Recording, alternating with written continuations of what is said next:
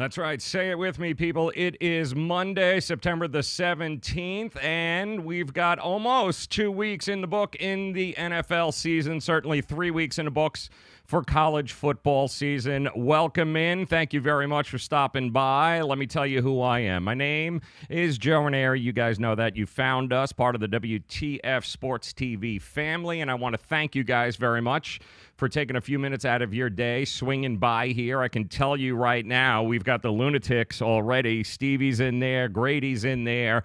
We've got those whack jobs on social media that love to troll the show and hang out with us, and we love them too. If you guys don't know who they are, you can check them out on Facebook Live, Twitter, YouTube, at WTF Sports TV. We ask that you subscribe and you follow us, and you hang out with us, troll as much as you want. The bigger the troll, the better. We love you guys.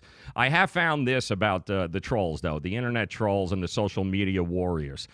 It's amazing to me how they end up eventually policing themselves. Because, like, if you get into this Facebook crew with, like, Stevie and Grady and those guys end up getting their asses kicked in those chat rooms anyway, so I don't even have to deal with them. But I'm excited that you guys are with us because we've got a lot to talk about here today, including, and I'm excited to talk to him, Travis Wingfield, who is a writer for Locked On Fins. He covers the team, and he covers the team in a way, I've got to tell you guys, it's pretty damn refreshing, and you know I'm a Jet fan. And that game over the weekend was pretty, I don't want to say it was disheartening for Jet fans because I'm not disheartened as a Jet fan. I'm actually, even though we lost, I'm more excited about the Jets now than I was prior to that game, and we'll talk about that. But the reason I asked Travis to join us is I don't think you guys will find a more comprehensive Dolphins website. You will never, I don't think, I've yet to be able to find one that isn't completely homerish or completely biased. The way this, and you can check it out, it's at Locked On Fins. And we're going to talk to Travis coming up here in just about 15 minutes. He's awesome. He's absolutely awesome. Not as awesome as the Big Bear, man. I'm seeing the Big Bear, all right, hanging out with us here on YouTube. Yo, Big Bear. Welcome in, my friend. You guys don't want to miss this. Get ready for Travis. He's going to join us at the bottom of the hour. I think he's got a couple of very refreshing takes on the Dolphins 2-0 start. And you guys know, those of you in South Florida, in the 305, the 954, the 561, a 2-0 start for the Dolphins organization means that the Dolphin fans don't know what to do with themselves right now. So they're kind of still stuck in that lull where they want to rip Ryan Tannehill apart. Like, Ryan Tannehill is still not good enough. Adam Gase is still not good. Like, nothing is good enough. You've got that side of the Miami Dolphins fan base that they can't figure out. They're just waiting for the other shoe to drop. So you've got those that are not convinced that the Miami Dolphins are going to win more than 6 or 7 games. And then you've got the flip side of that is you've got a boatload of Dolphin fans who are convinced that they are going to win the Super Bowl. Very few Dolphin fans in the middle. I guess you can say that about most fan bases. Except for Jet fans, who we always know that it's not going to be a very pleasant thing come the end of the year. But I can tell you this, Dolphin fans, you should be happy. 2-0, you're one of, a half a dozen teams that are still undefeated in the NFL. So pretty cool stuff there. And who's that? It's me, the Big Bear. There you go, Big Bear. I see you, man. Big Bear hanging out with us on YouTube. And by the way, if you haven't done so, please, you can hit us up at WTF Sports TV. Make sure you follow us, subscribe there, do all of that good stuff.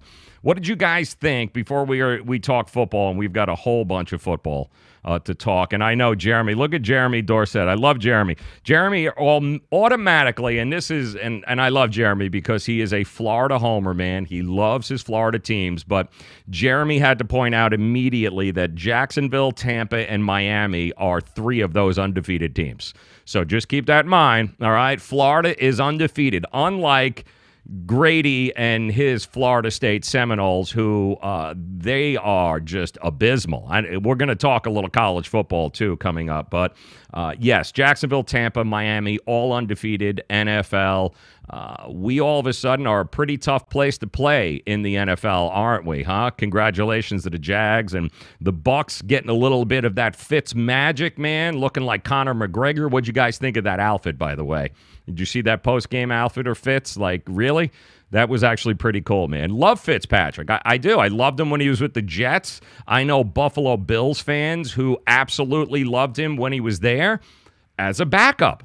The guy is a fantastic backup quarterback. But as sure as I am sitting here right now, and I'm so glad that this is going to be recorded and this is going to be taped, because we're going to be able to rewind this in about 4 or 5 weeks when he goes on and throws, 12 interceptions a game and they lose 3 straight. And I do think Jameis has got just another 2 games. Jameis is on a 4-game suspension. And the big talk, and this is what cracks me up, the big talk is, do they start Jameis? Is it Jameis's team anymore? Is it Fitz's team? Guys, slow your roll on the whole Jameis Winston losing the job to Ryan Fitzpatrick. The one thing Buffalo Bills fans and New York Jet fans will explain is that as good as you think it is right now, Tampa Bay Buck fans, and let me pre-warn you, as good as you think it is right now for this team, okay, the next 2 weeks could be utterly the worst 2 weeks in Tampa Bay Buccaneers football, and that could be led by Ryan Fitzpatrick. The same Ryan Fitzpatrick that you guys are holding up on a pedestal right now, who you are questioning whether or not should relinquish the job to Jameis Winston. I'm warning you, and I'm telling you, history has a very interesting way of repeating itself. Ryan Fitzpatrick can implode at any particular minute, and knowing that team and that franchise and that organization, it could happen next week. So he's good for a 3, 4, 5 interception game. So don't get crazy.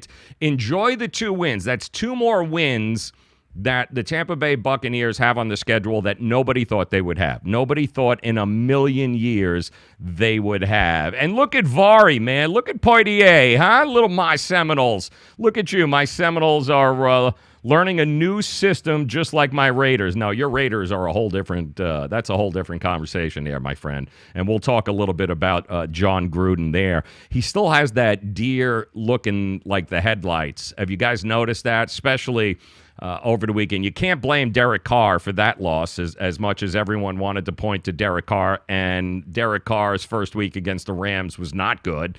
He was responsible for throwing the ball to the Rams and causing the Raiders to get defeated in the first week. But I'm telling you right now, John Gruden, he's still got that feeling out process going, man. He still kind of has that deer in the headlights look. So as much as I'm happy for Raider fans that you feel that you're on the right track and you got a lot of Gruden believers and you're going to have that at least through the first 6 weeks of the season, and then I figure right around week 7 or 8 when you've only won 1 or 2 games, that's when Raider fans will flip, and then Gruden will be the worst thing to ever happen to this franchise in the history of the Raiders. And that's saying a lot because the Raiders have had a lot of shit happen to them over the years. There has been some atrociousness in Oakland, and I got to give them till week 6 or 7 when you have just 1 win under your belt. That is when Raider fans will start to go, what the hell did we do? Like, what did we do?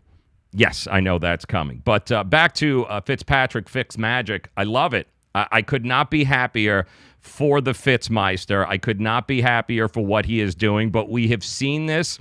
We have been lulled into the whole Ryan Fitzmagic situation here. I mean, the guy looks unstoppable, does he not? I mean, look at him. The guy looks absolutely unstoppable. There he is. For Jameis Winston, suspended for the first 3 here he comes. Regular season games. Fitzpatrick going deep to Deshaun Jackson on the first play from scrimmage. The former Eagle is inside the 10 and takes it all the way. Yeah, now how good, by the way, was that for Deshaun Jackson? To be able to do that against the Eagles, how cool was that? I mean, Fitz looks unstoppable. The Tampa Bay Bucks, Deshaun Jackson, they are kicking Father Time right in the ass. I mean, Deshaun Jackson's got to be how old? How old is he, guys? My brothers and sisters in the chat rooms here on Facebook, YouTube, and Twitter. How old is Deshaun Jackson? He's got to be what?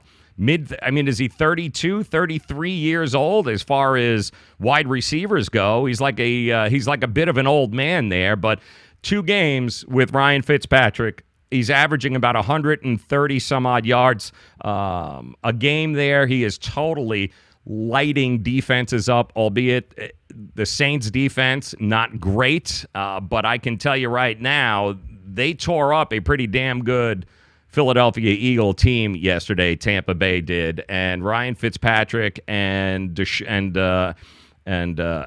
his buddy here, the ex-Eagle, they're having a field day right now, turning back the clock. So it's a fun story. It's a good story, but I think we're a little ahead of the game with the whole, is he going to give the team back to Jameis Winston? Yes, this is still Jameis Winston's team.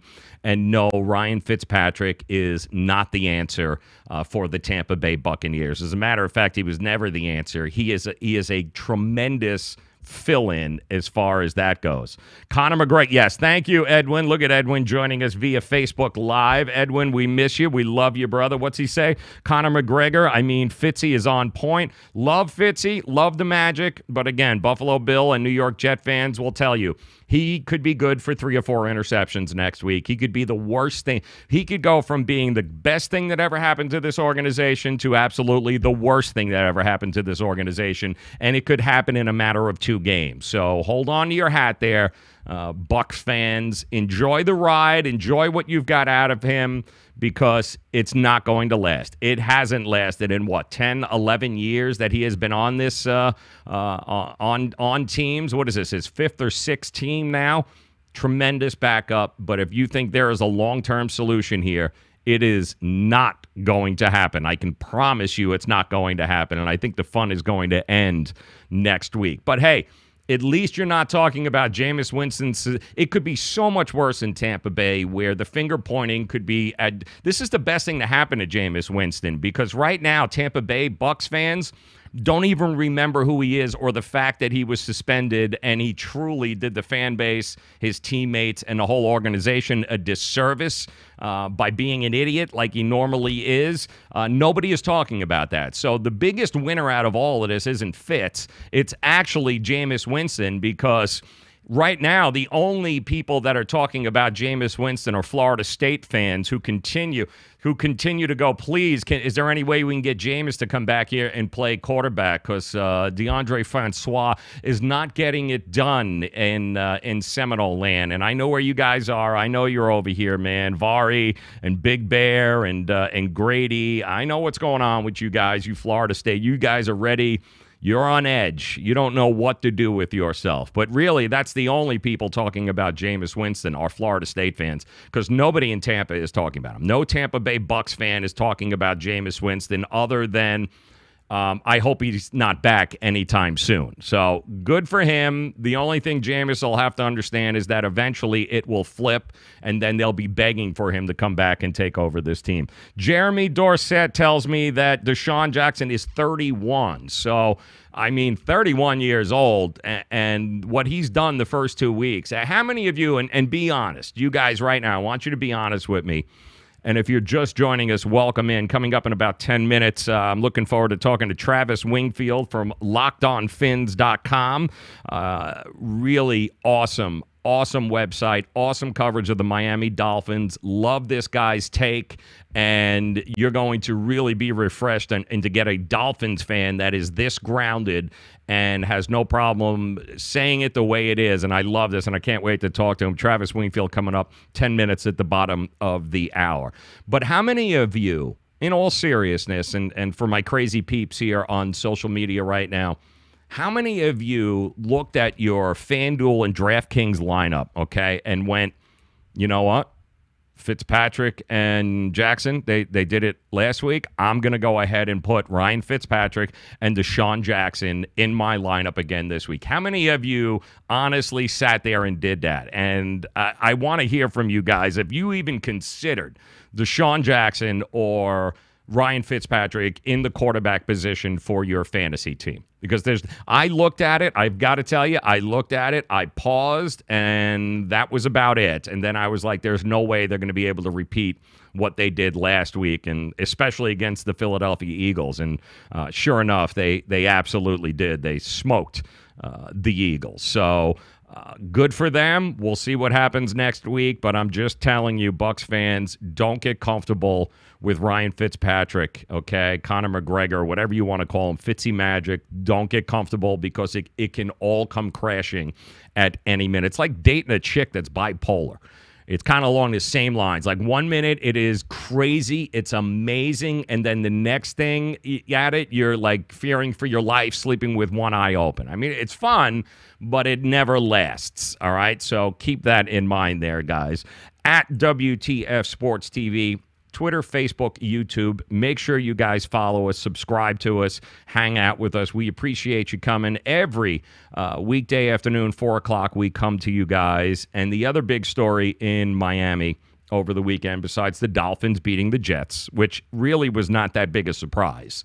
If anybody thought that the Jets were all of a sudden going to, go undefeated this year because Sam Darnold was there, slow your roll there, okay? The Dolphins and Ryan Tannehill, who are now what? Tannehill's 9-1 in his last 10 games that he started, all right? And you had to know that the rookie in Sam Darnold was going to face pressure that he hasn't seen or that he had not seen against the Detroit Lions. The front for the Miami Dolphins and that secondary, you knew they were going to dial up some shit that he's never seen yet, and it caused them the game, and that's what you have with a rookie quarterback. So anybody who thought Sam Darnold was just going to light up the Dolphins was sadly mistaken. And listen, as a Jet fan, I bet on the Dolphins. I took the points, and I bet on the Dolphins because of that fact that Sam Darnold is a rookie. Sam Darnold is going to cause a lot of Jet fans to drink a lot this year because of the fact that he's got to go through those growing pains. He's going to be great. The good news is I'm watching Sam Darnold, and I'm watching him make these mistakes, but I'm watching him come out afterwards and adjust and continue to play and continue to fight, and that's the mark of a quality quarterback, of an upper-tier quarterback in this NFL. The Jets are in good hands with Sam Darnold. They just have to be able to get past the rookie mistakes and the bumps and the learning curve that's going to come with being a rookie quarterback in the NFL. Jets are in good hands. I'm excited. We lost that game. I don't care because I don't care what happens this year. I just care that I know if we're going to play that game again next year, and guys, I can promise you it's going to be a different story. A second-year Sam Darnold versus the Dolphins in that situation is a totally different story than what happened yesterday. But Dolphins, you got the victory. Congratulations. The Jets, unfortunate. Karine, how are you, darling? Nice to see you. Be nice, guys. You got a lady in the audience over here. CC's in the house there. But the Dolphins have every reason to be excited. I'm excited being in Miami here. I'm excited for this team. I'm excited anytime the Dolphins, the Jets, the Bills win and the New England Patriots don't. Yes, I'm a homer that way. I appreciate Tom Brady, greatest that ever lived. I get all of that, all right? I get all of that. But the reality is I'm excited when the Dolphins do good, the Jets do good, and the Buffalo Bills, who are just hot garbage right now. But it could be worse. They could be the Arizona Cardinals. The other story that came across over the weekend that's got people jumping up and down here in Miami is that Dwayne Wade announced that he's coming back for the final season. And I don't know if you guys had a chance to see it. I think we've got it here, if I'm not mistaken. Somewhere, I think, around here. Is it? Do I? No, I don't have it. I'm sorry. But I do have the video that he released to do it. It was like a 10-minute video, and it was a bit nauseating. I'm not going to lie. I mean, I get it. You're coming back, and I think for the fans of Miami, it's a good thing. This guy has meant more to Miami, the city of Miami, to the Miami Heat than anybody in its franchise history. And there have been some guys that have meant a lot to the Miami Heat. But he is a legend here. Without a doubt, he deserves to be able to go out on his own terms. He's earned that right to be able to do it. I'm so glad that they were able to put whatever animosity they might have had to the side and to give Dwayne Wade his farewell tour. Now, having said that, I hate farewell tours. I hated it with Kobe Bryant. I thought it was the most nauseating thing. That whole thing at the end of the season when Utah let him score 70 points or 60 points. So the whole thing was just nauseating. I don't like farewell tours, and I just don't. I find them completely cheesy.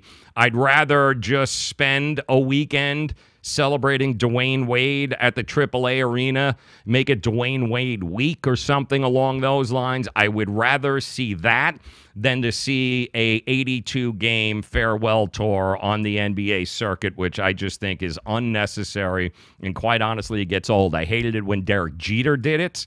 That whole thing there, I didn't like that, getting gifts, and it's like, you know, come on. I mean, I get that Dwayne Wade has meant a lot to Miami.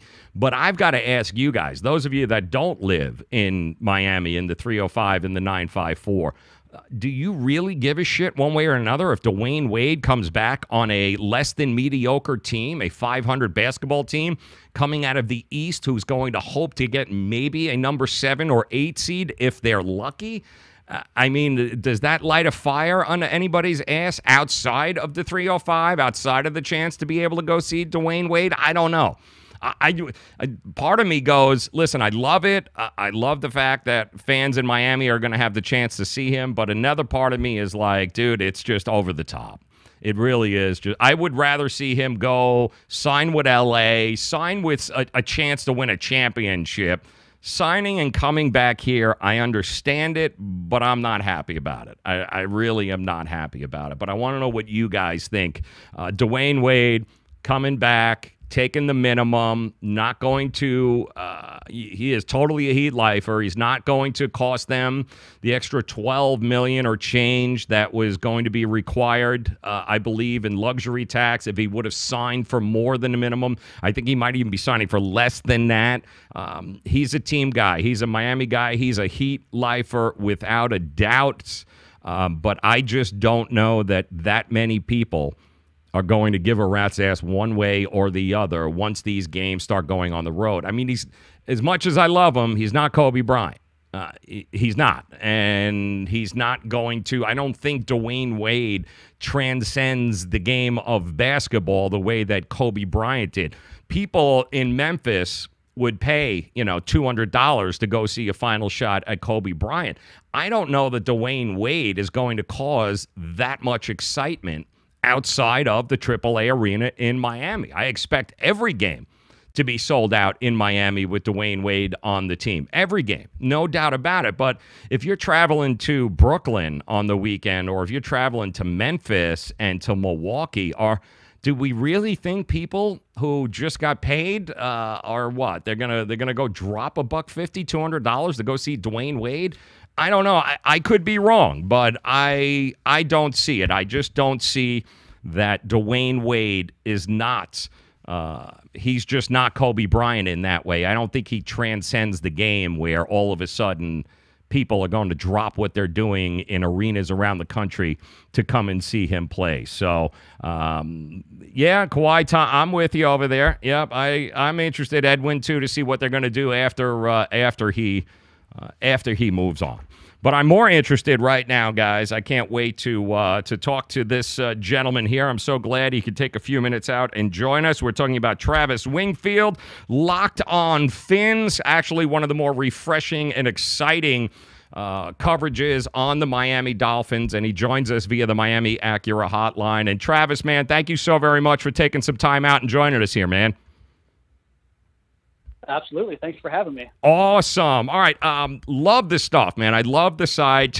For those that don't know, talk to me about Locked on Fins. Talk to me how this came about, because It's great analytically. It's great from an opinion standpoint. And when it comes to the Miami Dolphins, and you know this, Travis, certainly here in Florida, you either get one side or the other, and very rarely do you ever get a coverage that's very well done in the middle. So kudos to you, and tell us how this came about. Yeah, it's very divisive, isn't it? I try to walk down the middle of that line as much as I can, but it's an entire network. So the Locked On Network is every team in the NFL as well as the NBA, and we cover every team with the same type of approach that I take. It's like a fan, but also a journalistic approach to it. So that's what I'm doing with it. It's a daily podcast, Monday through Friday, and I post probably about 3 to 5 columns per week on the Dolphins and the statistical data, the film analysis, the preview of the next opponent, all the stuff that everybody wants to see.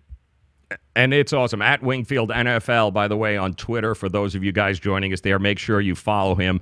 Awesome stuff. The game yesterday, and, you know, I opened up the show today talking about Miami. You've got two groups of fan bases here. You've got the Ryan Tannehill will never be good enough group, even though that you're 2-0. He'll never be good enough. And then you've got the overboard guys, that 2-0, and forget about it. Here we come, Tom Brady, and, you know, we're never going to lose a game this year. And it's amazing to me, Travis, how that's kind of what we've got battling right now with Miami Dolphin fans.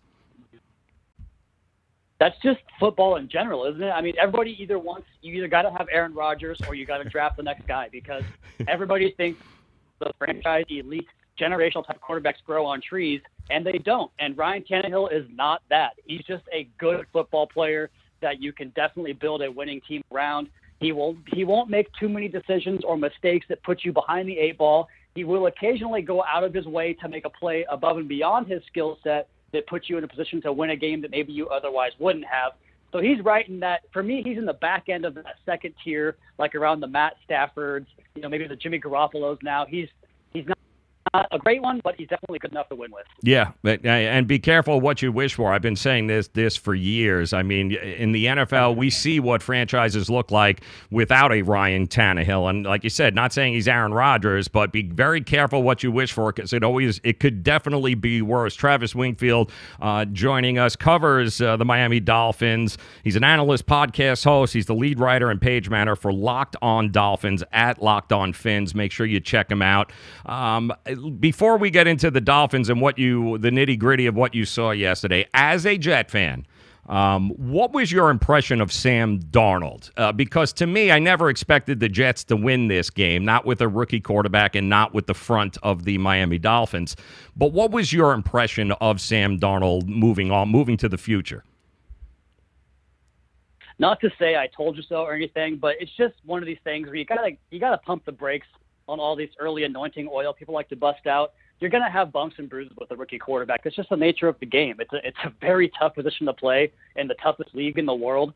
And, you know, he had the big ups on Monday night, and then you come back down and have some valleys now and then. And that's what happened. And the Dolphins defense, like you mentioned, they're playing really well right now. So they did a good job of disrupting the timing of his routes. That Xavier Howard interception was all about the cornerback cutting off the receiver, making a play. So I wouldn't put that on Darnold. He did have the one mistake to TJ McDonald, the interception early in the first quarter there, that was just a bad read. But like I said, you're going to take those lumps. I mean, that's who he was at USC. He was a guy that had the really, really, really high peaks and some bad low valleys. And you got to have to take the good with the bad there. So I think he's growing into a good quarterback. He'll be fine. We're going to worry about him for a long time as Dolphins fans, but it's just going to take some time. Yes, but you know, if solace here, Jet fans, he's not Mark Sanchez. Okay, I think we can all agree on that and be happy with that. Travis, talk to me offense. There was some questions. Losing your guard out over the week, and the offensive line. Would they be good enough? What was your impression of the Dolphins' offense there? Running backs, wide receivers, offensive line. How do you think they did yesterday? It's pretty crazy the impact one player can have on an offense. I think we saw that with left guard Josh Sitton missing that game and the rest of the season, because you go back to the preseason and week 1, Ryan Tannehill, Adam Gase said that he could have peeled an orange behind that offensive line, and that was the case through those preseason games and that week 1 game. He was undisturbed throughout the course of the summer so far. You get to week 2, you play a Jets team that Todd Bowles is known for blitzing. They always create these problems on the Dolphins quarterback, whether it's Tannehill, Matt Moore, Jay Cutler. And we saw that yesterday. And Tannehill's ability to navigate the pocket, it's not his strongest suit. He's gotten better at it, but all things told, I just thought the pocket was always compromised. He was constantly under duress, and the receivers couldn't really uncover on the outside as well as you'd like them to. And I think that probably contributed to Adam Gase going with more of a conservative play calling in the second half, and the Dolphins obviously bogged down completely. So it's a concern going forward. Ted Larson played really poorly at left guard. They have to get that fixed. Thought it was a pretty good job by the running backs. I think Drake and Frank Gore averaged about 4.4 yards a carry there. So I thought that was actually pretty good there, considering what's going on there with the offensive line. So outside of that, the wide receivers, tight ends, I guess the best thing you can say is that they did their job. Right, and they actually used Mike Gesicki in a lot of blocking situations yesterday, and I don't think he even had one pass target, which is pretty strange because we all thought he was going to come into the year and be the super rebounder type of basketball, that new age Antonio Gates or whatever type of tight end you want to call it, and he just hasn't been involved in that way at all. Obviously, A.J. Derby had a touchdown pass, but they've been really using those guys on the outside in both split zone and the wham blocks and doing things in the running game. But like you mentioned, the receivers, those guys are all unique in their skill sets, and they all offer so much speed, but you run into that problem where if they can't uncover early and they get pressed the line of scrimmage and can't get off the line of scrimmage, it's going to cause a lot of problems for the Dolphins offense. Talk to me about Kiko Alonso, and I know it's only been 2 games, but even this carried over from the preseason too. I mean, he is hands down in a position that a lot of people felt the Dolphins were lacking and might be their weakest part of their defense. Kiko Alonso is just playing out of his mind right now. He is playing well. I think a lot of it has to do with coaching and the team they put him in. So last year, without Raekwon McMillan, he had to kick back inside and play that middle linebacker role. He's expected to get downhill and knock off a guard, blow up someone's head, and disengage a block and make a tackle, and that's just not who he is. He's not a very big guy. He's not the strongest guy, so he's not going to go in there and be a slobber knocker between the A-gaps. But he can get himself into space and be a playmaker, like you mentioned, 2 forced fumbles, an interception already.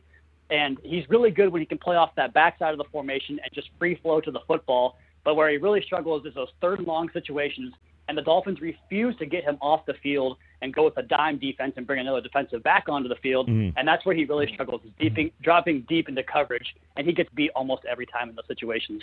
Yeah, well, I didn't say it was great, but he is actually a step above of what I think people were expecting from the linebacking crew this year. Absolutely. I'd rather have him on the field than not have him on the field, that is for sure. Travis Wingfield joining us. Make sure you check him out at Wingfield NFL on Twitter, at Locked On Fins. Some amazing coverage on the Miami Dolphins. And on your Twitter today, I thought you were. I thought this was very well played. You had made the comment about the Dolphins having all of this strip talent in the offseason, right? No Jarvis Landry, no Jay Ajayi, no Mike Pouncey. Oh my word! What were the Dolphins going to do? And yeah, I don't hear anybody talking about that anymore. It's pretty funny. It's kind of one of those.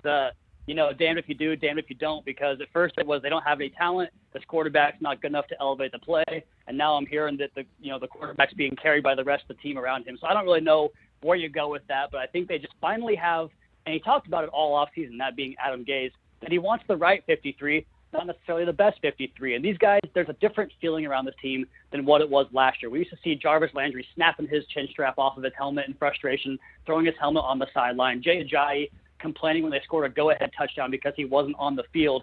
There's none of that with this team. It's all about the betterment of the team, and I think that really has a big impact, a much bigger impact than a lot of fans give credit for.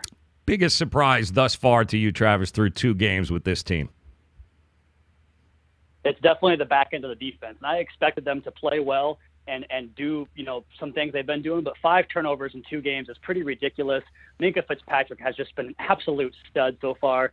Rashad Jones, TJ McDonald getting a couple of picks in there as well. It's amazing to watch what can happen when you start to get really good cover corners. It really frees guys up to do other things in the defense. That's been the biggest surprise so far. And biggest disappointment thus far?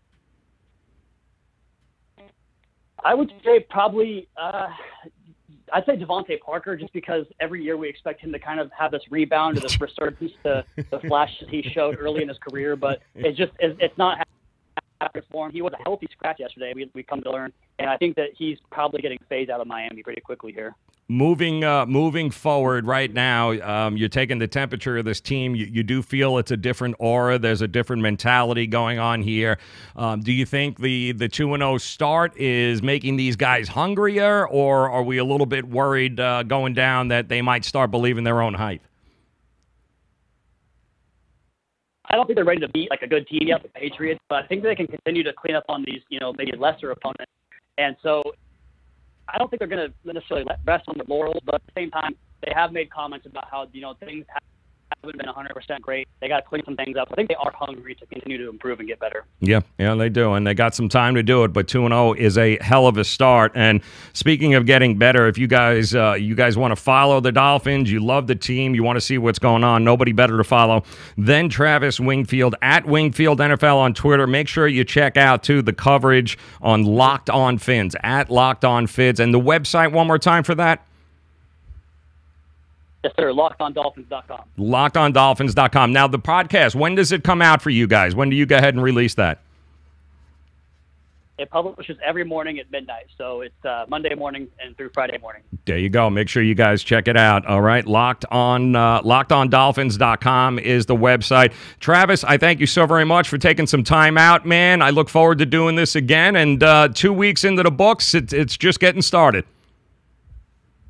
Anytime. I appreciate it, man. Appreciate it, man. There you go. Travis Wingfield. Awesome stuff there. Miami Dolphins. When it comes to the Dolphins, this is a guy to follow here, and I love that. I love a guy that is he's a little bit what is it?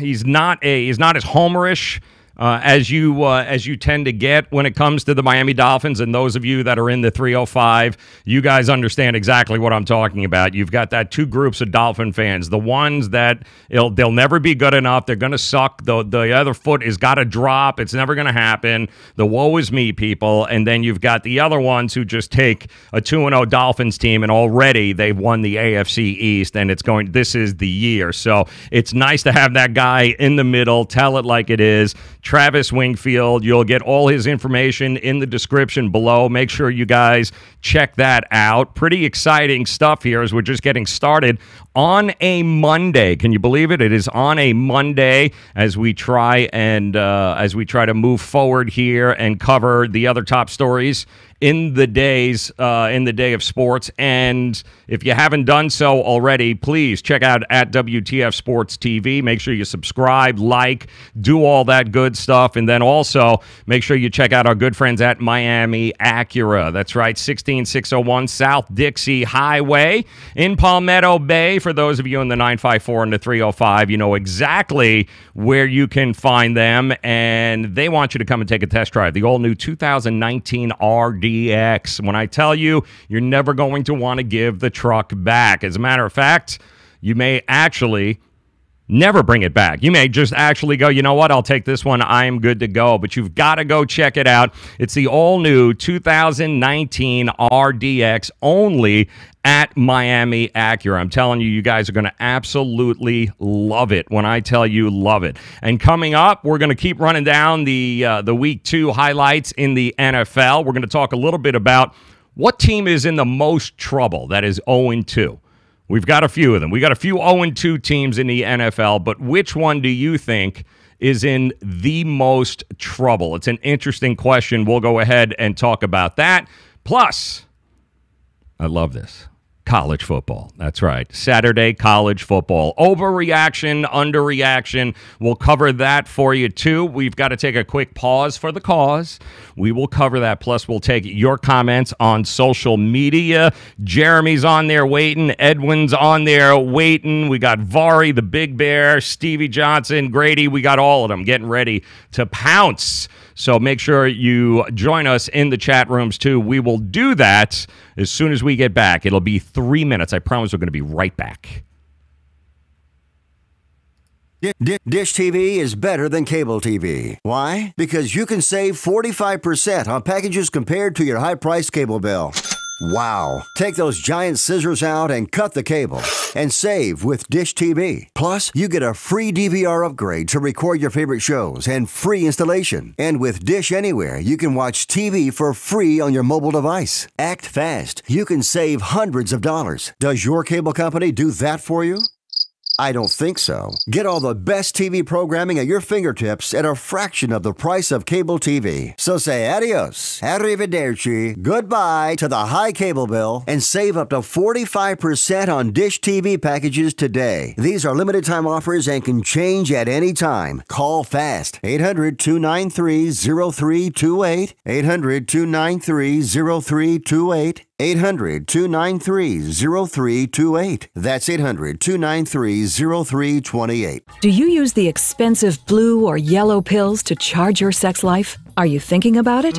What if we can promise you the same results for less than $3 a pill? If you're paying $20 a pill for the other pills, you're getting taken to the cleaners. Our pills deliver the exact same results for less than $3. You'll save more than $16 a pill for the same results. And right now, radio callers will get 44 blue or yellow pills for $120 with free discreet shipping. You can save more than $700 off pharmacy prices. Charge your sex life now and save a ton of money. Call now and get your 44 pills and save over $700 and qualify for free shipping. Stop overpaying and call right now. 800-764-9168. 800-764-9168. 800-764-9168. That's 800-764-9168.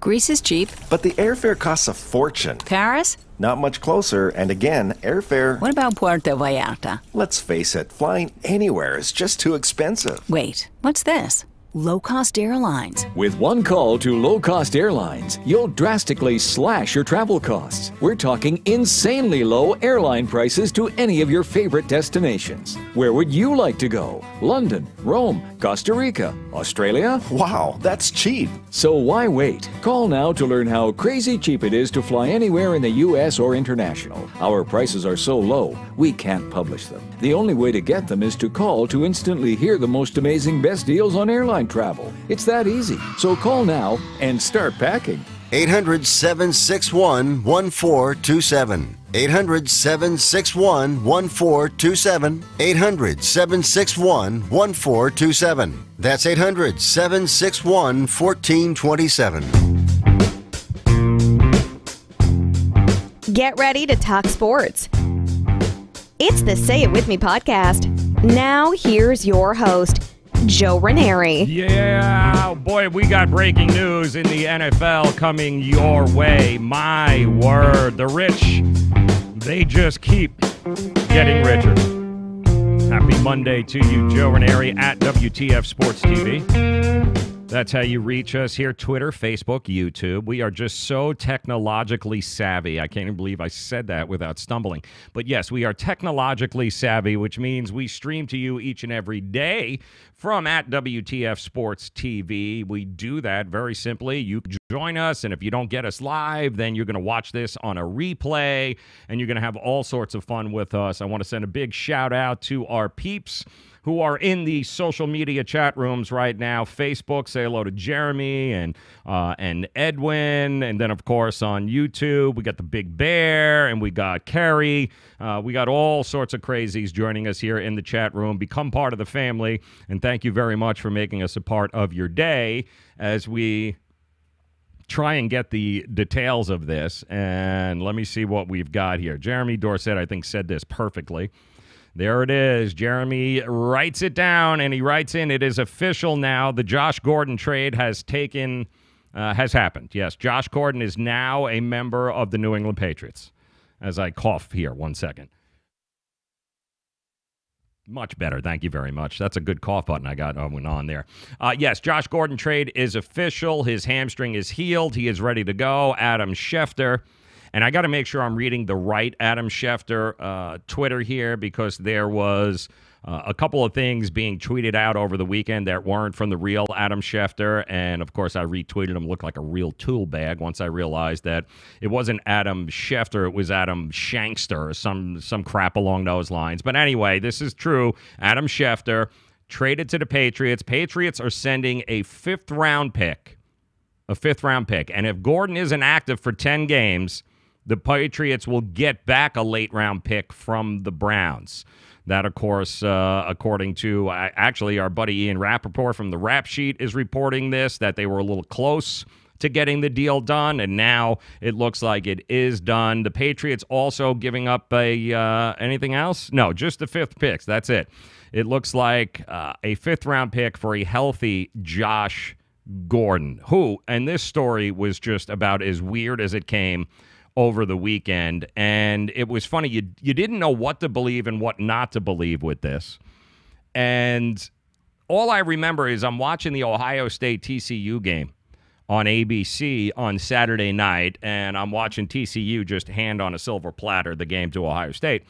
And all of a sudden, on the bottom, it kept going that the Browns are cutting Josh Gordon or releasing him on Monday, and we're going, that just doesn't, the Browns can't get it right. Like, there's no way after him just scoring a touchdown the week prior in week 1 against Pittsburgh, there's no way they're going to let that kind of talent walk out the door, especially the amount of shit that they have put up with for the last 5 or 6 years with this guy. I mean, they could have parted ways with him years ago, and nobody would have blamed them for it. So it didn't make any sense as to why in the hell would you let Josh Gordon go now and just cut him. You're not even trying to trade him or get anything back for him.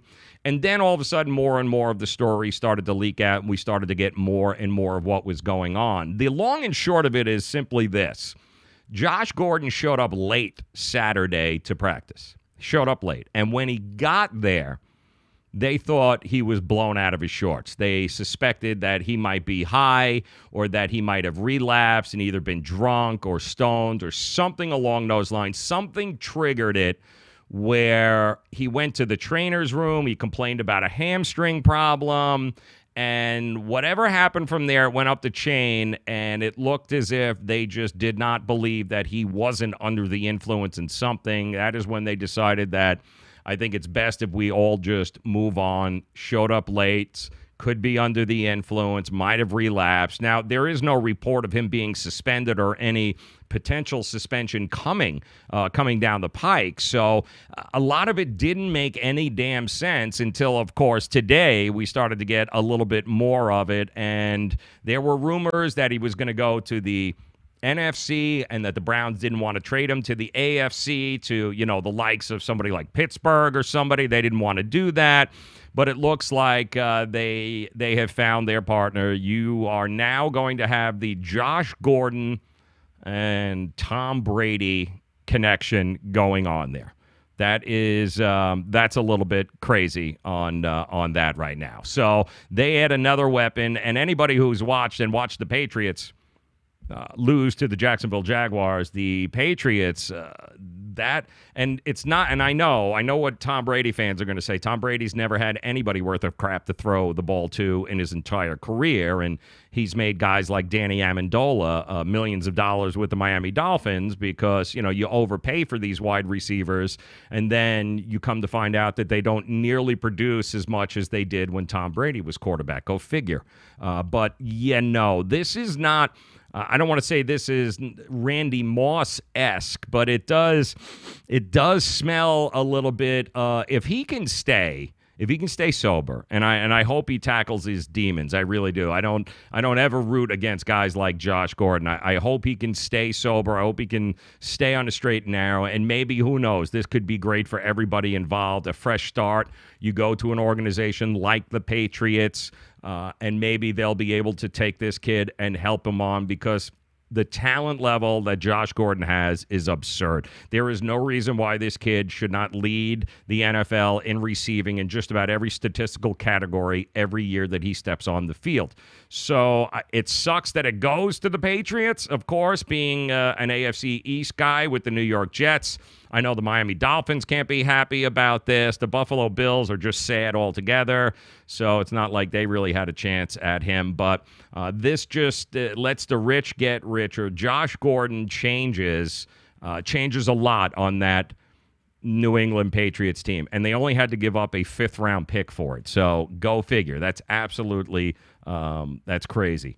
What do you got here, Var? Let's see what he scores. My Raiders, what's he saying here? My Raiders are going to make the Dolphins 2-1. Let's go Raiders. Well, that's the interesting part, isn't it? You've got the Oakland Raiders now. Derek Carr was on fire yesterday against Denver in Denver. He was like, what was he, 20 of his last 21 or 22 of his last 23? It was some obnoxious number. He was all over, when I tell you, yesterday. He was hitting all his receivers. Derek Carr looked night and day compared to what he did in the second half against the Rams. And they almost pulled that off on the road in Denver yesterday, but Case Keenum got lucky enough in that altitude, and the guys ended up just, it happens. It happens to everybody who plays in Denver early on, the first couple of games into the season. You always look at those away teams and bet against them, all right? That's a little trick for future reference. The first two, whether it be the first 2 or 3 weeks in the season, those road teams that have to go to Denver and play, it never works out good for them, especially when it comes to going against the spread. Denver looked like they cleaned up a lot of the disgustingness that took center stage in the second half against the Rams. Unfortunately, it wasn't good enough to be able to beat Denver. And the Miami Dolphins now coming up 2-0, taking on an 0-2 Oakland Raiders team who, will they start 0-3? According to Raider fans here, and Vari loves his Raiders, man. Raider fans, they are just awesome. You got to love Raider fans because no matter what, Raider fans, they could be 1-6, but that eighth game that they're going to be playing, they are going to destroy whoever they are playing. They don't give up, Raider fans. You got to love them. But I do think the team isn't nearly as bad as some people are making it out to seem. There is still some talent, and we know in the NFL, as long as you have a quarterback, and Derek Carr, listen, he's not Aaron Rodgers. Nobody is. He's not Tom Brady, but he can still put up some points on you in a hurry. And I love what Jared Cook is doing. They still have some weapons there, although they might all be collecting Social Security next year. But yes, they do have some weapons, and they can score some points in Oakland. So it's not a gimme. It's not one of those situations where they're just going to walk away with a victory. So it's going to be tough for the Miami Dolphins next week against those Raiders. Now, we mentioned the Raiders are 0-2. What team that is 0-2 do you think is in the biggest predicament here? And there is some crap out there. Having gone 2 weeks now in the NFL, there is some garbage here. We've got how many teams? 1, 2. We've got 8 teams that are winless here as we head into week 3 of the NFL. And there is a game tonight. You've got the Seahawks taking on the Chicago Bears, and we've got that lock for you, by the way. We're going to tell you exactly who's going to win that game and why they're going to win. So we'll tell you that coming up. But we've got 8 teams that either should or should not push the panic button right now. And by the way, only 10 teams in the past 10 years have started 0-2 and made it to the playoffs. And by the way, last year's Saints are the most recent franchise to be able to pull that off. So you got Houston Texans, Cleveland Browns, Detroit Lions, Giants, Steelers, Raiders, Bills, and the Cardinals. So of those teams, and I'll ask you guys here and also ask you, and by the way, call into the show anytime, 855-WTF-2255. That's 855-WTF-2255. Hit us up. I want to know who you guys think is the 1-0-2 team that's in the most trouble. And who do you think shouldn't worry? Which one of those teams do you think is going to be just fine? Granted, maybe not fine. We're making the playoffs, but we'll eventually figure it out. So I think the Houston Texans have too much talent. I think the Houston Texans are going to figure it out. Deshaun Watson, that offense finally came to light yesterday against the Tennessee Titans. They were on the road again. They only lost by a touchdown the week before, 27-20 against the Patriots. Deshaun Watson looked like some of that rust was wiped off. They looked really good between Will Fuller and Hopkins on the outside. Granted, Lamar Miller's like 108, and Alfred Blue, I can't even believe he's still in the league. but they do have some weapons on that team. I think the Houston Texans are going to get back on track, especially since they play the next team, the New York Giants, next week. And the Giants, of course, lost last night to the Dallas Cowboys, putting them at 0-2. Now, the good thing for the Giants is everyone else in the league is 1-1. So the Eagles, who lost to Tampa, you've got the Redskins, who got embarrassed by the Andrew Luck and the Indianapolis Colts. Dallas now has righted the ship. So they're only a game behind, even 0-2, and they're still only a game behind everybody else in the NFC East. But what's happening right now to the Giants is that there is a ton of second-guessing going on with Saquon Barkley and the direction of this organization. It's quite obvious that this organization, they loved Saquon Barkley. They just didn't love the idea of actually getting anybody to block for him. Eli Manning looks like he's at the point in his career where he is stuck in quicksand. He can't get away from anybody. Lawrence last night for the Dallas Cowboys was just all over him. Eli Manning is not a guy that's going to be able to buy extra time. You couple that with the fact that they play in New York, obviously, and all the papers and all anybody's talking about is Sam Darnold, who the Giants could have had because they had the number 2 pick. So you've got an awful lot of people going, why didn't we just start to tear down and draft a quarterback and move on from there, and everyone would have lived happily ever after. So instead, we've got a 100-year-old Eli Manning who can't get away from anybody, and we have a Giants offense who theoretically has got some weapons there between Ingram and between Odell Beckham Jr. and Saquon Barkley and Sterling. You've got some weapons. You just unfortunately don't have a quarterback right now or an offensive line who can give them enough time to be able to get the ball to them. So to me, they're in a lot of trouble. The Giants are in a whole lot of trouble. I don't think these who do we got? Stevie, what do you got, Stevie Johnson? I don't think any of these teams need to worry except for the Bills. There are about 20 just okay teams in the NFL that will go. Listen, mediocrity reigns supreme in the NFL, doesn't it? I'm pretty sure that's exactly what we do each and every year with a handful of teams and a whole lot of mediocre stuff. Adam, what's going on with the Giants O-line? There is no O-line. That's the problem with the Giants right now. Any offensive line that has Eric Flowers anchoring now the left side of the right side of the line, they're going to be in trouble. Eric Flowers, University of Miami guy, really wished him nothing but the best. First-round pick.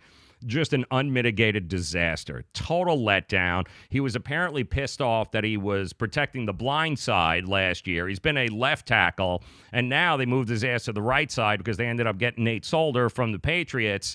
And the word is that he's a little upset. His ego's hurt. He's a little pissed off that, he was shifted and he has to learn new protections. And they are just a mess. And I do believe they also lost their I'm pretty sure they lost their center last night, too. He went down in the second half of that game. So the Giants are definitely, I think they're in trouble. And Edwin says the Bills or the Cardinals. And listen, the Bills, I will say this about the Buffalo Bills.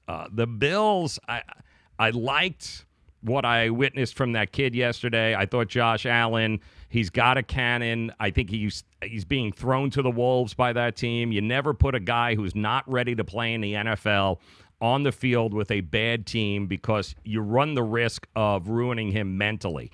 And you may never get him back because he may be questioning anything. And I thought they did a pretty good job with him yesterday. They put up some points. I think the defense, if they would have held ground a couple of times, that might have been a different game. They might have been able to cover. So the Bills definitely have their issues, but they do have a young quarterback. But the Cardinals, let me explain to you what happened with the Cardinals. They didn't cross midfield yesterday against the Rams until there was 38 seconds left in that game. All right? 38 seconds left before they crossed midfield. Sam Bradford is a nightmare on so many different levels. He is an absolute nightmare. How do you have David Johnson on your team, a guy that's gone, back-to-back, 1,000, right, I think? 2,000-yard rushing and close to 1,000 yards receiving 2 years in a row. How do you have this guy on the team and yet you somehow only handed the ball off to him a half a dozen times yesterday. I don't know what you do. He was only targeted twice in the passing game from Sam Bradford. And you got the first-round kid, Josh Rosen, who you spent a draft choice on, a first-round pick, the kid out of UCLA who was supposed to be the future, and you're letting that kid sit on the sidelines watching Sam Bradford go 3 and out, 3 and out, 3 and out. Oh, look at that, 3 and out, 3 and out. They weren't even crossing midfield. It's just terrible. And I can't even say anything about the Cardinals' defense, because they're on the field most of the game. So by the time the third and fourth quarter comes, they're wiped. They're exhausted. Awful when I tell you offense, and there's no excuse for it. Not having David Johnson on that field, all you should be doing is handing the ball off and using him in the passing game, and that's it. There shouldn't be anybody else. Larry Fitzgerald every now and then, but just keep handing the ball off to David Johnson or screen it to him. Just keep getting him the ball. If you're not, that is a complete waste of time. And especially fantasy guys. Anybody that drafted David Johnson in your fantasy team, you guys must be going out of your mind. You've got to be going, what in God's creation happened here? What in the hell are we doing? And you're not alone, guys. I'm telling you that right now. You're not alone. There's a lot of people scratching their heads going, oh, my goodness. The Detroit Lions... listen, the Detroit Lions have Matt Stafford. There was a stat that came up in yesterday's game when Matt Stafford got the ball back with about a minute left. I think he's got 40, something like 40 come from behind games and wins or something. The stat was ridiculous. As long as you have Matt Stafford as a quarterback, the Lions, no matter how the Lions are going to be competitive. They're going to be okay.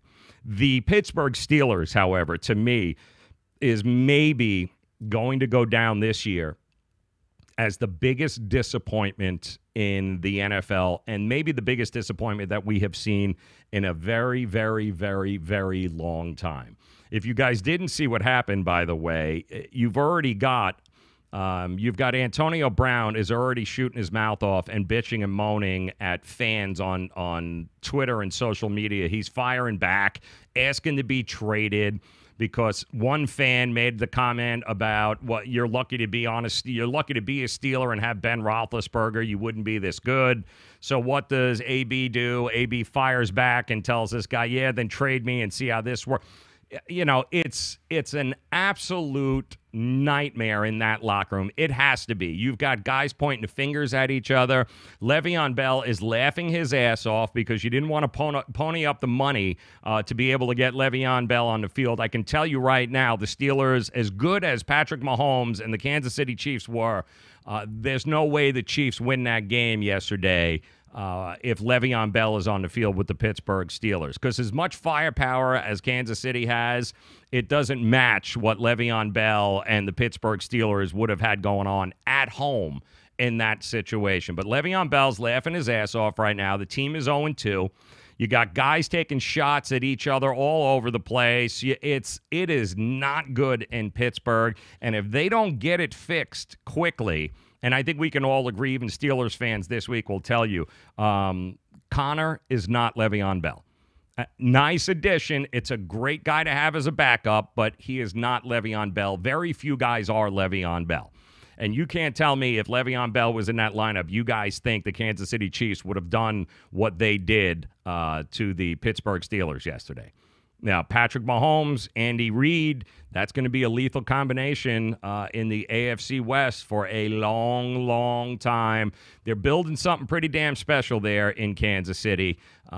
These guys can score with the best of them. But the Pittsburgh Steelers, if they are not careful, they could be 1-4 before they know it, and everyone's screaming and yelling. And then at that point, there's really...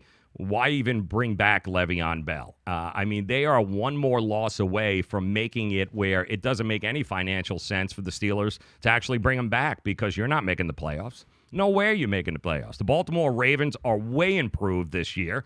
You've got to, really improved. Cincinnati's not going to go anywhere. So you're all of a sudden 1 or 2 losses away where does it really make any sense to bring Le'Veon Bell back?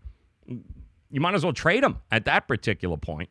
So congratulations, Steelers. You have managed to screw this up beyond the point of it's almost to the point where it can't be fixed, especially when you got AB now and everyone else throwing bombs. It's almost to the point where it can't be fixed there. Let's see. Vari, I knew this was going to come up. Vari wants to know exactly what I think about the Buffalo Bills are so bad that Vontae Davis actually retired at halftime. And it was funny because I got notified yesterday about this. Like, did you hear about the guy that happened after the game around 4:30? I didn't even realize what people were talking about, but it appears that Vontae Davis at halftime just went in, took his pads off, got in street clothes, and just told everyone, I'm done, I'm doing this. Now, I know a lot of people... I know Sean Alexander on the linebacker for the Buffalo Bills said he's never seen anything like this and that, he's never seen anybody quit on his team.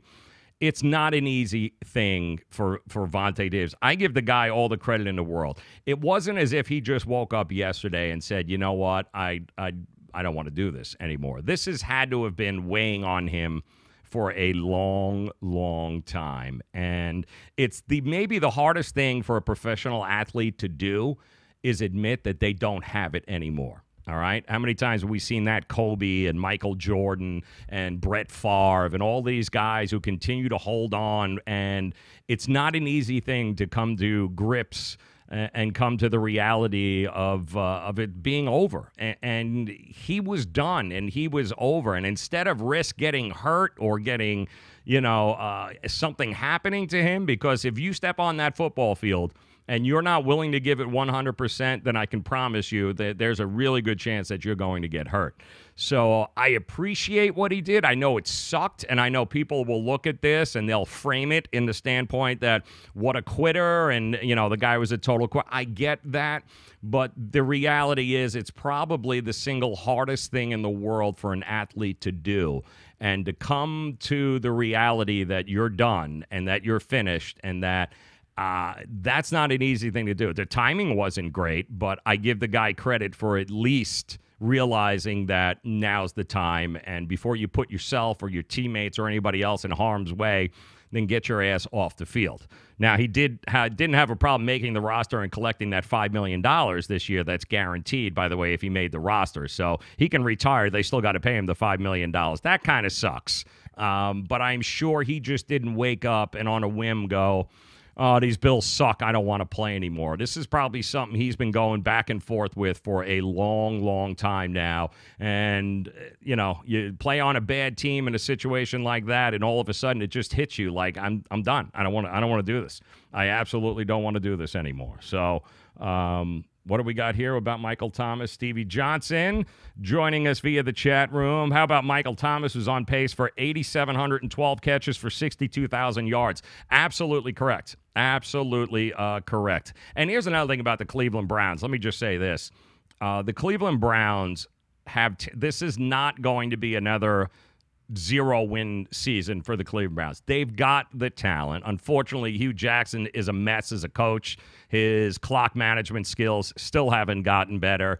And they got rid of their kicker. That poor guy, I know he'll never be able to show his face in Cleveland ever. Not like, listen, if I'm that kicker, I don't want to go to Cleveland anymore either. I'd be happy to be able to get the hell out of there. But they had LeBron James. LeBron James was on Twitter yesterday or Instagram bashing the poor guy. It's like, give the guy a break. But maybe the most Cleveland thing I've ever seen was what the fans did immediately after the game in the streets. If you guys didn't see this, check this out. This is probably the coolest thing ever. Look at the fans in the street here at Cleveland doing what the Cleveland Browns couldn't do on the field.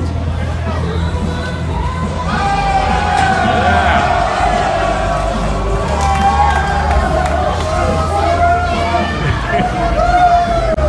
Cleveland Browns were out in the parking lot, actually out in the street down the road from the stadium, kicking field goals in the middle of the road. And they were actually pretty good because they obviously could have used that guy because they just couldn't get kickers in general. The Minnesota Vikings guy, he's also on witness protection. Nobody knows where he is.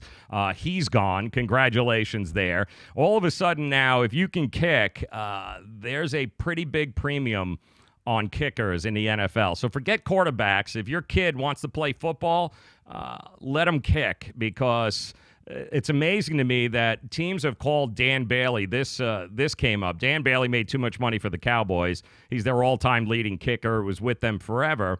And the Cowboys ended up cutting him because he made too much money. He has been contacted. The story came out where he's been contacted by about 5 or 6 teams, and he's said no to everybody. And Cleveland ended up calling him, and he said no to them too. He only wants to play for a contender, and I don't blame him. But the more and more we start getting this, 2 ties in 2 weeks, field goals being missed, extra points being missed, the guy who's probably going to be laughing last year is absolutely Dan Bailey at the Dallas Cowboy, the former Dallas Cowboy, because there's only so much more of this that organizations are going to be able to handle. How you can't get yourself a guy that can kick a 40, 50-yard kicker is beyond me. People are saying you need to change the overtime rules. No, you need to get people who can kick in there. That's what you need to do. That's the biggest takeaway I had yesterday, is that it's not the overtime rules that are the issue.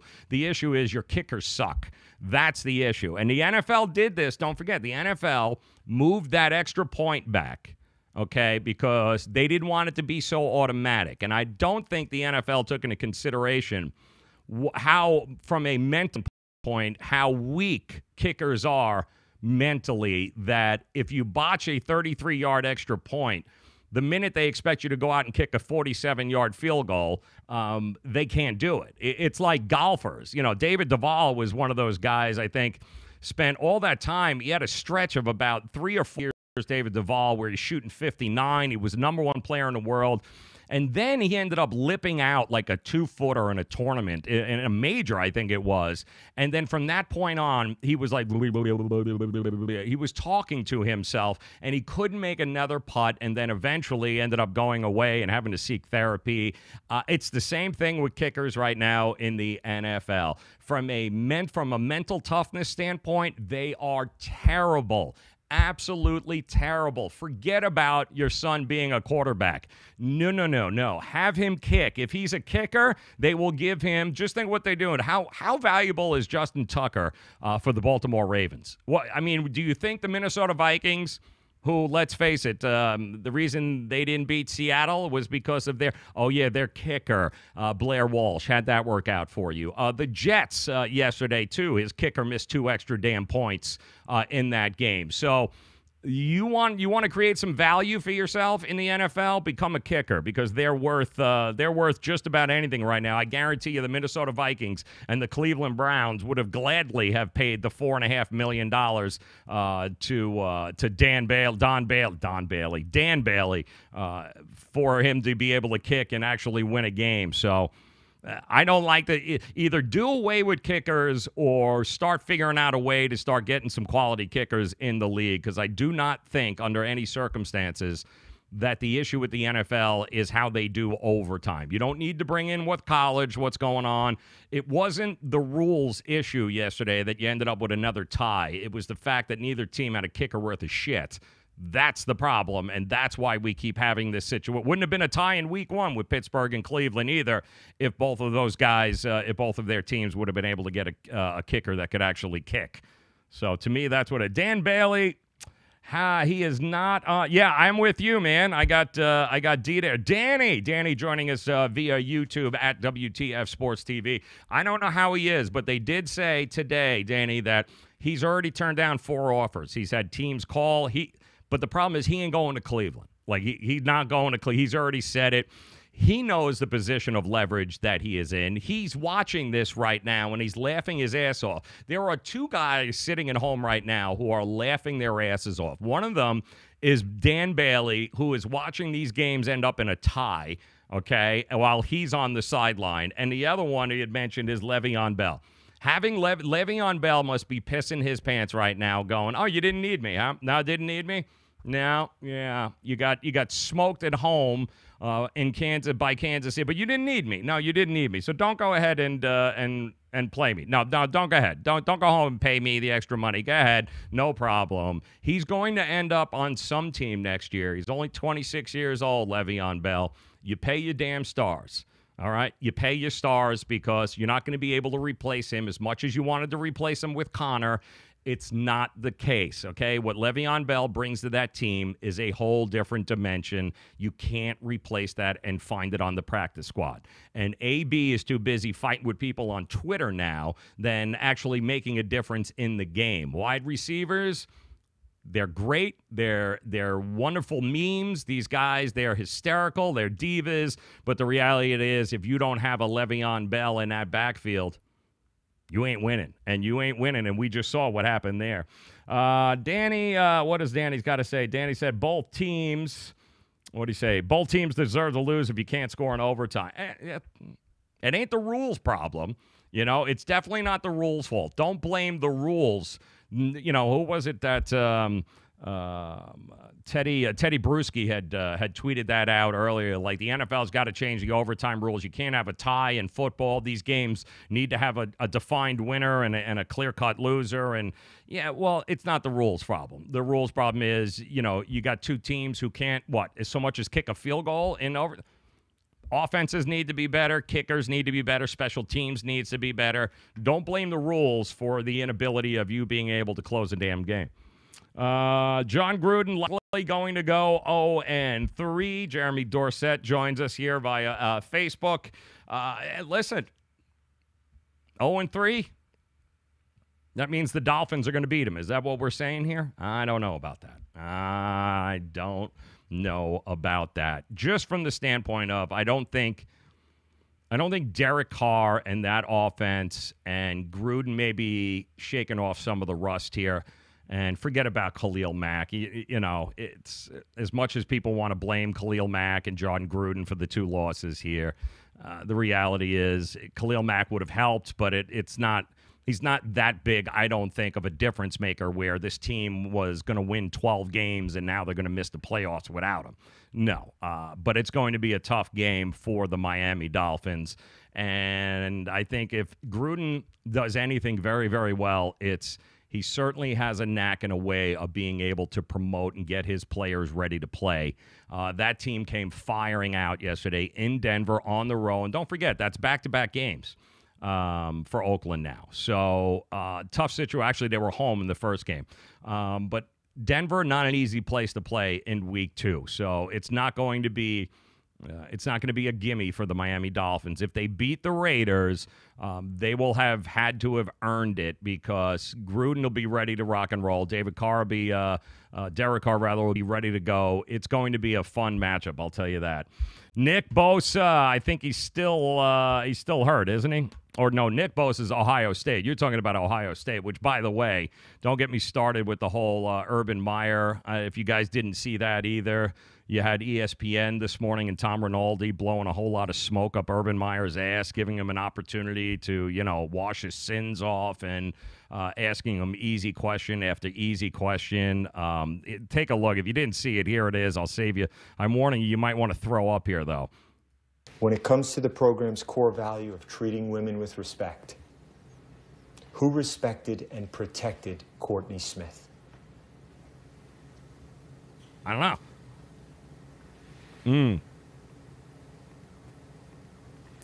Oh, that's a tough question.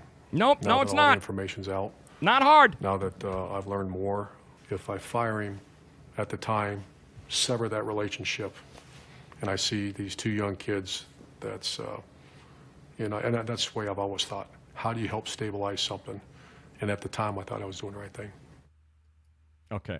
Like, who allowed Urban Meyer to do that interview without prepping him first and understanding exactly what the hell the questions were going to be? He asked you whose fault it is that Courtney Smith was abused, and you sat there for 45 seconds and said, I don't know. How about the douchebag who hit her? How's that? The guy that was on your staff, the guy that you hid, the guy that you allowed and enabled to be able to do it. I have no idea why they're putting this guy in front of a camera anymore. His suspension's over. He'll be back on the sidelines this week against Rutgers. Congratulations for that. Ohio State, I guess, people outside of Columbus. I don't know who the hell is going to support this guy outside of Columbus. I get Ohio State fans. He could be He could be O.J. Simpson. Ohio State fans would be like, no, you just got the information wrong. They will support this guy to no end, but stop putting him in front of cameras and stop trying to, the old asking him questions and give these little powder puff explanations to it. It just, you end up opening the wound a little further. So if I was you, Urban, talk about football from now on. Don't be talking about any of that stuff. What if Urban Meyer, what do we got from Danny here? Whenever earlier the bag be so fried now saying, well, listen, Urban Meyer, I think we can all agree, Urban Meyer, in that situation, if it had been any, I don't care, black, green, yellow, orange, white, just about 99% of people in a position of authority like he was, with that scenario, their asses would have been fired. No question, Ed. 99% of the time, their asses would have been fired. But no. This is Ohio State football we're talking about. And had Urban Meyer had a losing record against Michigan, then he'd be Tressman. Oh, yeah, that's right. They shit-canned him, too, as well. So, yeah, this is about winning football games. And the one thing you can walk away with that whole scenario is that at least you know where you stand with Ohio State football. The one thing that matters above everything else in that program is winning football games and beating Michigan. They don't hide from it. They're not trying to hide from it. So at least you know where Michigan stands. So congratulations, Urban Meyer, back on the sidelines, doing interviews, getting people to scratch their heads, going, oh, my God. Brett McMurphy, I know he's still the Antichrist. How dare you? I get it. Bring back Kaepernick. Just do it, Danny. I'm with you, brother, man. Bring back Kaepernick.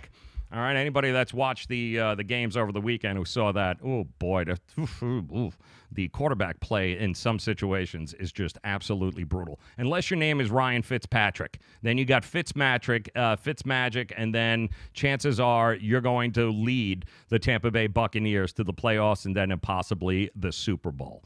All right, guys, want to also remind you, just want to thank our good friends over here at Miami Acura. If you guys are car shopping this week, make sure you swing by Miami Acura. Take a test drive, the all-new 2019 RDX. All right, Dixie Highway, South Dixie Highway, Palmetto Bay in the 305. Make sure you give them a buzz, 855-564-4669. That's 855-564-4669. And when we come back, we've got some final thoughts on tonight's game. That is right. We got the Chicago Bears taking on the Seattle Seahawks. I will tell you who's going to win the game. I'll tell you what the play is. And then tomorrow we can all celebrate with the amount of money that you guys are going to get. We'll do that, giving you tonight's winner coming up next. The Caribbean, Europe, Hawaii, Mexico? How about Disney or a cruise? At Superior Cruise and Travel, we've got you covered. We'll assign you your own travel concierge. They'll help you design a custom vacation plan that you can't find online. And the service is completely free. You can't compare the value of this to any other online travel company. We can help you plan a custom vacation anywhere in the world. We even offer payment plans with no credit card required. Now you pay off your vacation on your time schedule. Call now and mention the promo code RADIO and save up to $500. Book your custom trip. Call Superior Cruise and Travel now and talk to one of the highest-rated travel agencies in the country with a 5-star A+ online rating. 800-901-5536. 800-901-5536. 800-901-5536. That's 800-901-5536. Were you scammed into signing a timeshare contract? And did you miss the part that said you have to pay for your great idea? Not only for the rest of your life, but when you're not here anymore, you get to pass this turkey onto your family for them to pay for the rest of their lives. Thanks, Dad. Don't burden your family down the road, and don't be stuck with expensive timeshare payments forever. Get out of your bad idea timeshare contract guaranteed, or pay nothing. Call Resort Release today and learn for free how their timeshare exit team can help you legally exit your timeshare contract. They've helped thousands of people, and they're A+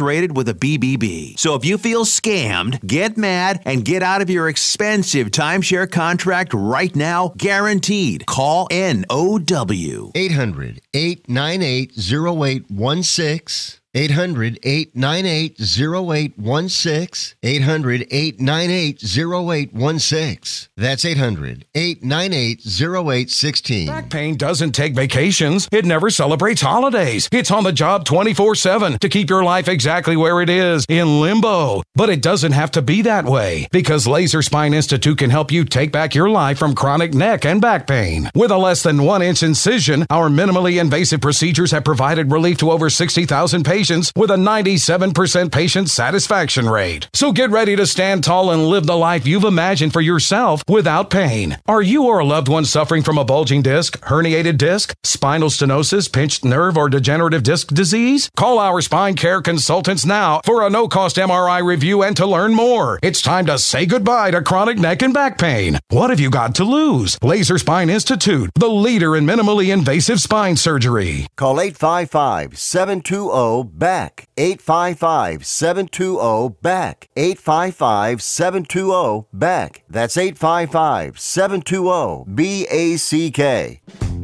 Don't be such a pussy. Subscribe to the Say It With Me podcast with Joe Raineri on iTunes today.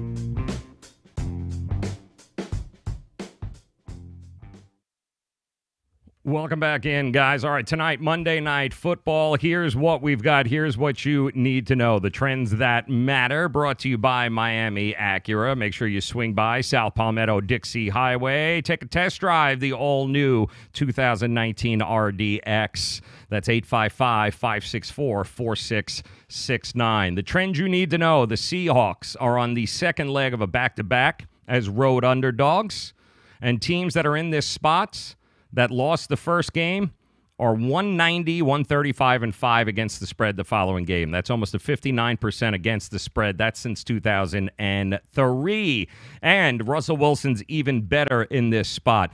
Wilson has made 29 career primetime starts, and he is 23-5-1 straight up and 21-6-2 against the spread. So what does that mean? It means that there is no way in hell the Chicago Bears should be a 4.5-point favorite. Take Seattle, take the points. Russell Wilson will continue that trend because that's what he does. He wins games in prime time. Oh, there you go.